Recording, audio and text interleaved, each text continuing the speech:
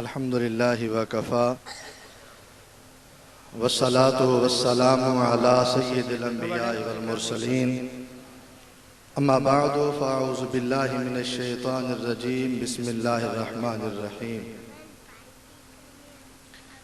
اتقوا اللہ وکونوا مع الصادقین صدق اللہ مولانا العظیم ان اللہ وملائکتہ یصلون علی النبی یا ایہا الذین آمنوا صلوا علیہ وسلموا تسلیما اللہم صلی علی سیدنا و مولانا محمد وعلی آل سیدنا و مولانا محمد وبارک وسلم وصلی علیہ الصلاة والسلام علیک یا سیدی یا رسول اللہ وعلی آلک و اصحابک یا رحمت للعالمین۔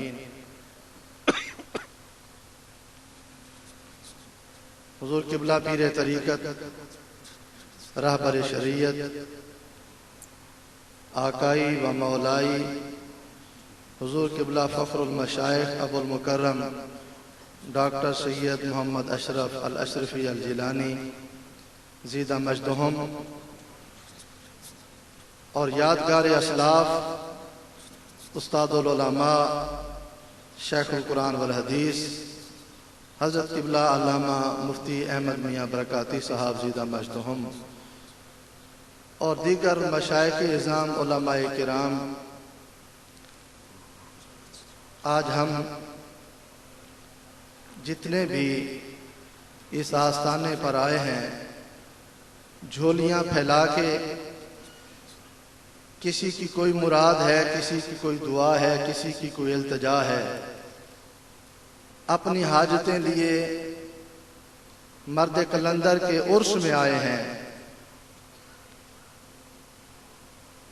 علماء تشریف فرما ہے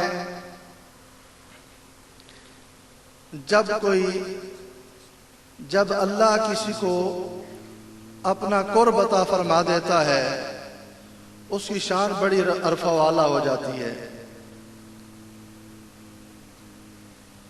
میری جماعت کے عظیم مقتدر علماء تشریف فرما ہے اور جس آستانے پر ہم حاضر ہیں اس آستانے کا ایک ایک پھول، ایک ایک گلشن، ایک ایک ستارہ علم و عرفان سے خود بھی مہک رہا ہے، آنے والوں کو بھی مہکا رہا ہے۔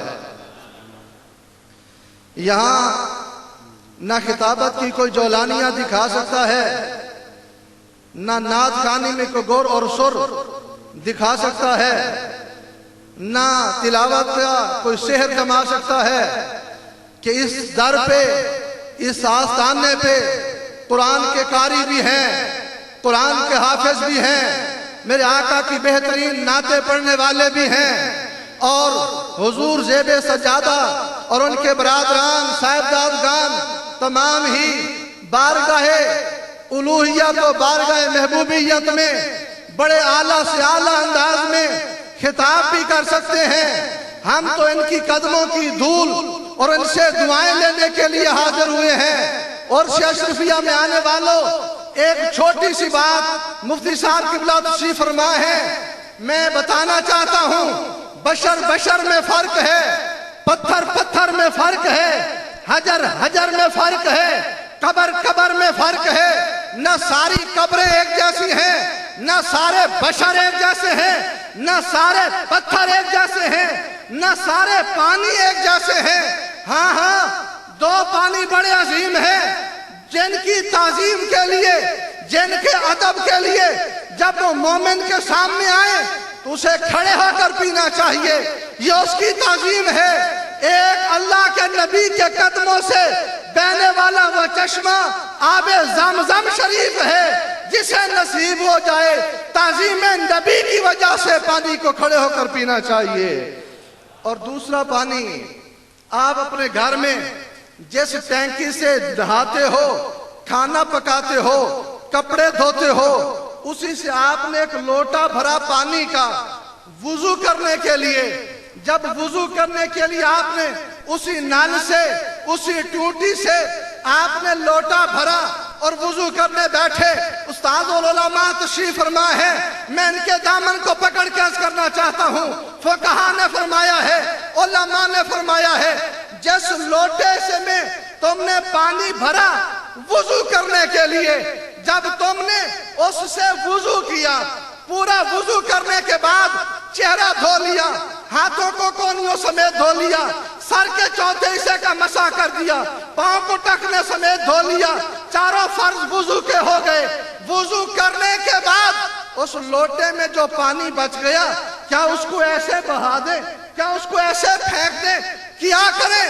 فرمایا نہیں، جو پانی سے وضو کیا تھا اس میں وضو کرنے کے بعد جو پانی بچ گیا ہے، اب یہ بھی تعظیم کے لائق ہے، یہ بھی برکت والا ہو گیا ہے، یہ بھی شفا والا ہو گیا ہے، اب اس کی تعظیم کرو، اس کی برکتیں حاصل کرو۔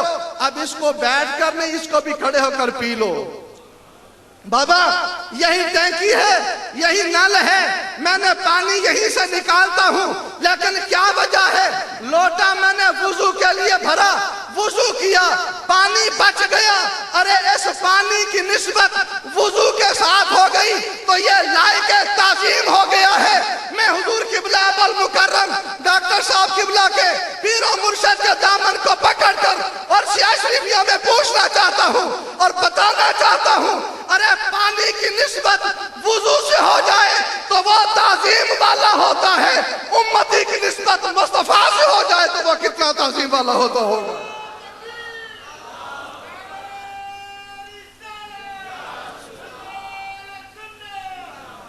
مجھے آپ کی خاموشی نہیں چاہیے۔ اپنے دامنوں کو بھرنا چاہتے ہو، اپنی نسبتوں کو پکا کرو۔ ارے یہ نسبتیں اللہ والوں کے ساتھ جڑنے کے ساتھ، ان کے دامنوں سے وابستہ ہونے کے ساتھ ملتی ہیں۔ یہاں جب آتے ہیں ہم ہر قبر کو نہیں چومتے، ہر پتھر کو نہیں چومتے، ہر بشر کو نہیں چومتے، ہم اس بشر کو چومتے ہیں جس کے چہرے کو دیکھ کر خدا یاد آ جاتا ہے، جس کے ہاتھوں کو چوم کر گنبد خضرا یاد آ جاتا ہے۔ ہر قبر پہ نہیں جاتے ہیں، ہم اس گنبد کو دیکھ کر گنبد خضرا کے چمکتے ہوئے جلوے دیکھتے ہیں تو وہاں آ کے مزار کو چومنے لگ جاتے ہیں۔ میں اللہ کی قسم کھا کے کہتا ہوں، مدینہ العالیہ ملتان شریف میں پڑھتا تھا۔ میں ایک دن سائیکل پر نشتر ہسپتال گیا، واپس آ رہا تھا، ایک پاکستان میں بڑے نامی گرامی لوگ بڑے اس کو القابات سے یاد کرتے ہیں، اس کی ایک قبر تھی۔ میں اللہ کی قسم کھا کے کہہ رہا ہوں، میں نے دیکھا، اچانک میری نظر پڑی، وہ قبرستان آج بھی ہے۔ میں نے ان آنکھوں سے دیکھا کہ اس قبر پر کتا پیشاب کر رہا تھا۔ میں سائیکل سے اتر گیا، میں دیکھنے لگ گیا، میں نے کہا یہ کیا ہے؟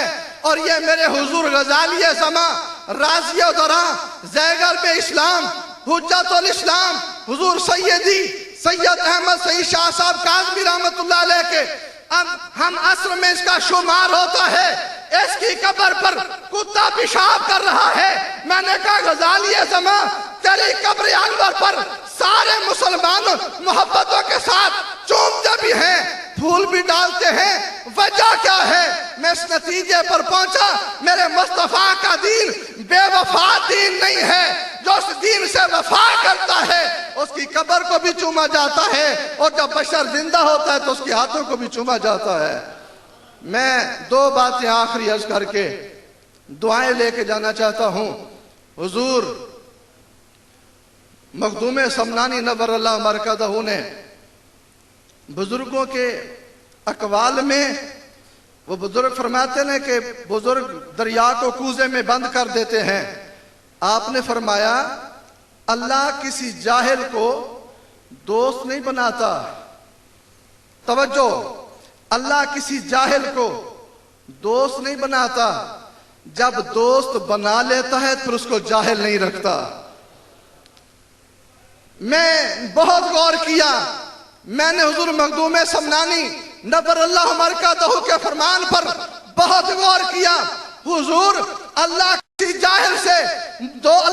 جاہل کو دوست نہیں بناتا، اور جب دوست بنا لیتا ہے پھر اس کو جاہل نہیں رکھتا، اور جب خدا کسی عالم ربانی سے محبت کر لے اسے اپنا دوست بنا لے تو اس اہل علم کا کتنا مقام بڑھ جاتا ہوگا۔ اور عرس میں آنے والوں، میرے حضور غوث اعظم رضی اللہ تعالیٰ عنہ کے در کا ایک خادم کھانا پکانے والا وہ کسی وجہ سے ناراض ہو کے چلا گیا. اس کو رات مختصر اس کو رات کسی جنگل میں ہو گئی. جنگل میں پہنچا تو اس کو بھوک لگی. ادھر ادھر دیکھا کھانے کے لیے کوئی نہیں. اس نے ایک آستانہ دیکھا, ایک جھونپڑی دیکھی, وہاں سے کوئی روشنی آ رہی تھی. چلتے چلتے گیا, دیکھا ایک بزرگ و نحیف سا ایک اللہ کا بندہ ہے, یاد خدا میں مگن ہے. اس کے پیچھے قدموں میں بیٹھ گیا. جب انہوں نے سلام پھیرا نا تو دیکھا وہ پیچھے بیٹھا ہوا ہے. پوچھا بابا کہاں سے آئے ہو, کیا کام ہے؟ اس نے کہا سائیں میں مسافر ہوں, بھوک لگی ہے, پورے جنگل میں گھوما ہوں, کہیں مجھے کھانا کھلانے والا نہیں ملا, کہیں مجھے آگ نہیں ملی, مجھے تیرا آستانہ نظر آیا, لائٹ اور روشنی ملی, میں یہاں آ گیا ہوں. حضور مجھے بھوک لگی ہے, مجھے کھانا چاہیے. فرماتے ہیں وہ اٹھے, وہ بزرگ اٹھے, اس میں بیٹھ جائیں. وہ اٹھے, تھوڑی دیر کے لیے باہر گئے. باہر جا کے واپس جب آئے نا, واپس جب آئے تو ان کے ہاتھ میں کھانے کی ٹرے ہے جس میں تازہ کھانا موجود ہے. اس کے سامنے رکھا, اس نے کھانا کھا لیا. کھانا کھانے کے بعد اس نے پوچھا حضور پورے جنگل گھوما ہوں, مجھے کہیں سے آگ اور کوئی دوسرا شخص نظر نہیں آیا. آپ کے دربار میں آیا ہوں, یہاں بھی مجھے آگ اور چولہا نظر نہیں آیا, پکانے والا نہیں نظر آیا. رات کے اس پر یہ تر و تازہ گرم کھانا یہ کہاں سے لائے ہو؟ فرمایا سن, کئی دن ہو گئے ہم رب کی بندگی و عبادت میں ہیں, ہم نے اپنی ذات کے لیے کبھی کھانے کا سوال نہیں کیا ہے. آج جب تو سوالی اور سائل بن کے آیا ہے تو میں اٹھ کے باہر کسی کا دروازہ کھٹکھٹانے نہیں گیا ہوں, میں کہیں اور مانگنے نہیں گیا ہوں. میں نے باہر جا کے اپنے رب سمدیت کی بارگاہ میں دامن کو پھیلا کے عرض کیا, مولا میں نے کبھی کئی دن ہو گئے اپنی ذات کے لیے تجھ سے کھانا نہیں مانگا ہے. آج رات کا اس پہر یہ مہمان آیا ہے, اس نے کھانے کا سوال کیا ہے. میرے پاس تیری بارگاہ میں کسی اور کا وسیلہ پیش نہیں کرتا. میں اے بار الہ تجھے غوث اعظم کے در کے اس کھانا پکانے والے باورچی خادم کا واسطہ پیش کرتا ہوں. اس باورچی کے صدقے میرے مہمان کے لیے تازہ کھانا عطا فرما دے. فرمایا بس اس باورچی کے صدقے میں اللہ نے میری دعا کو قبول فرمایا ہے. وہ چونکہ خود باورچی تھا نا, اٹھا اور باگر آ کر کہتا ہے اللہ کی مخلوق میں میرا اتنا بڑا مقام ہے, میری اتنی بڑی شان ہے. وہ لوٹ کے واپس حضور غوث اعظم کی بارگاہ میں گیا, کہتا حضور غلطی ہو گئی, مجھے تو آج بات پتا چلا ہے آپ کے در کے خادموں کی شان یہ ہے, مجھ نوکر باورچی کی شان یہ ہے. بڑے بڑے اولیاء تیرے در کے اس نوکر خادم کا واسطہ اور وسیلہ پیش کرتے ہیں تو خدا رد نہیں کرتا, دعا کو قبول کرتا ہے. مجھے اپنی بارگاہ میں قبول فرما لیں. آج میں عرض کرنا چاہتا ہوں اس در کے خادموں کی یہ شان ہے, اس در کے عالموں کی شان کیا ہوگی. اور پھر میں آخری جملے پہ اس طرح سے لوٹنا چاہتا ہوں, واپس آنا چاہتا ہوں.